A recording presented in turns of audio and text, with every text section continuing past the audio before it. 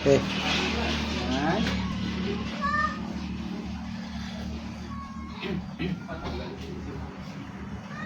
Hello mga Mima, ayan sa magandang araw po sa ating lahat. At sa video ito mga Mima ay andito ako sa aking pinsan na naka-bedridden na po dahil nakuryente siya noong August 24.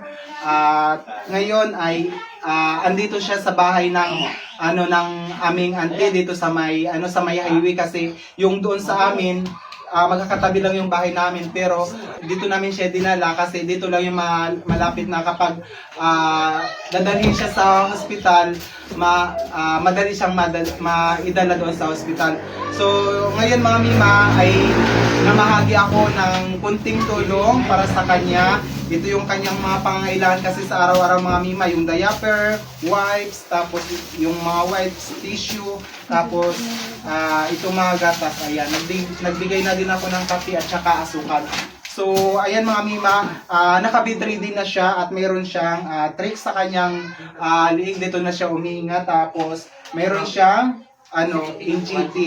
Humihingi po kami ng kunting tulong sa may mga sobra-sobra dyan para sa kanyang pangailangang gamot sa pang-araw-araw at sa mga pagkain niya mga Mima. So sana matulungan niyo po kami kasi mga Mima talagang hirap na po yung pamilya, walang-wala talaga mga Mima. Kaya ito, naghatid ako ngayon sa kanila ng diaper, mga tissue, tapos itong wipes.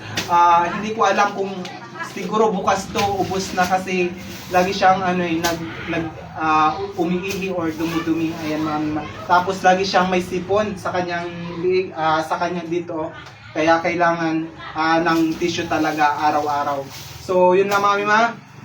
Sa muli kami po ay humihingi ng tulong na para sa kanyang mga gamot, sa pang-araw-araw niyang pangangailangan, sa pagkain, sa diaper, at lalong-lalo na pala dun sa kanyang blender na nasira na mga Mima. Yun na lang talaga yung pinagtiyatsagaan ng kanilang nanay na para gumawa ng kanyang pagkain. Pinagtiyatsagaan na lang yung blender na yun.